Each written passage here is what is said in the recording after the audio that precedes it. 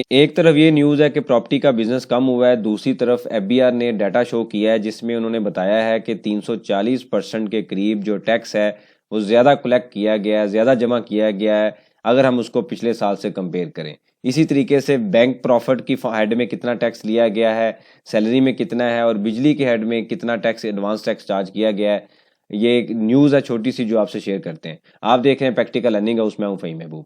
वापस आते हैं टॉपिक के ऊपर। तो ये एक न्यूज़ आई थी एफबीआर की तरफ से, उन्होंने कुछ डाटा शो किया था और इससे पहले 2-3 हमने लेक्चर बनाए थे जिसमें हमने डिस्कस किया था कि एफबीआर और नादरा की जो मीटिंग हुई है, इसके अलावा वन विंडो ऑपरेशन के ऊपर काम हो रहा है। उसी लेक्चर्स को कंटिन्यू करते हुए, उसी जो पॉलिसी है, स्ट्रेटजी है, उसी को कंटिन्यू करते हुए एफबीआर अब स्लोली जो डाटा है वो शो करना शुरू हो गया पब्लिकली कि ये जो इस हेड में मैंने कितने, इससे पहले इस तरह के जो डाटा था वो इस तरीके से नहीं प्रेजेंट किया गया, हेड वाइज नहीं दिया गया, बस यही दिखाया जाता था कि इतनी कलेक्शन हुई है या ज़्यादा से ज़्यादा सैलरी का डाटा दिखा दिया जाता था। लेकिन अब ये एक टेबल है आपके सामने मैंने ड्रा किया है जिस पे आप देखें तो सबसे पहले आ रहा है जो withholding tax from sale of property.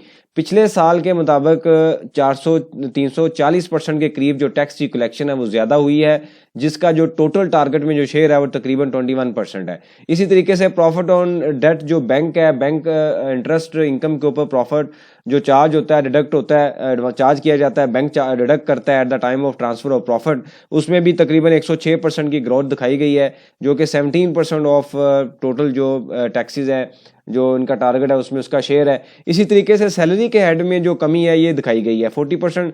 Normally अगर आप पिछले साल से या उससे पिछले साल में कंपैरिजन देखें तो इसमें जो कलेक्शन जो परसेंटेज ऑफ ग्रोथ रेट था वो मोर देन 50% होता था, लेकिन अब ये 40% है। इसी तरीके से जो टैक्स कलेक्शन की परसेंटेज है टोटल में वो भी तकरीबन 20% प्लस होती थी, लेकिन अब जो है वो 15% है। इसका मतलब ये है कि सैलरी के हेड में आल्दो जो स्लैब रेट हैं वो तकरीबन 2.5% से इंक्रीज़ किए गए थे, लेकिन फिर भी बल्कि वो इस बजट में इंक्रीज़ हुए, पिछले बजट में इससे ज़्यादा थे।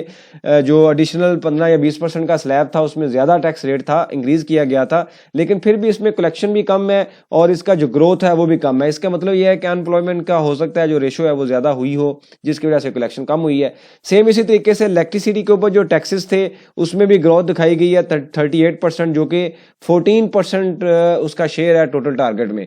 तो ये एफबीआर ने तकरीबन जो टॉप उनके 4 जो है डिफरेंट वेरिएबल लाइन आइटम्स हैं उनको दिखाया है कि इसके अंदर उन्होंने कितनी कितनी कलेक्शन की है।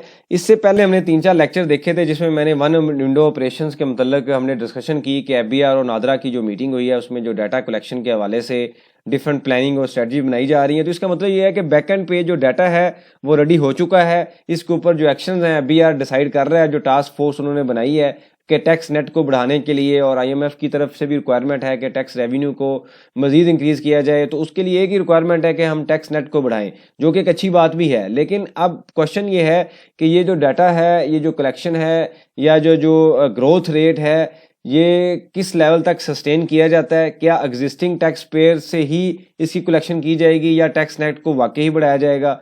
तो इसके ऊपर डिफरेंट तरह की जो स्ट्रेटजीज हैं बीआर की तरफ से, पॉलिसीज हैं, वो इन फ्यूचर हमें रिसीव होंगी और मेरी कोशिश रहेगी जैसे इस पर कोई नई अपडेट आए आपसे शेयर किया जाए, ताकि इस तरह के जो लीगल मैटर हैं उससे हम केयरफुल रहें, हमें एडवांस में पता हो कि हमने किस तरीके से उसको लेके चलना है। इससे रेलिवेंट कोई सजेशन हो, क्वेश्चन हो, आप मेंशन कीजिए, उसके ऊपर हम डिस्कशन करेंगे ताकि जो लर्निंग का प्रोसेस है कंटिन्यू रहे।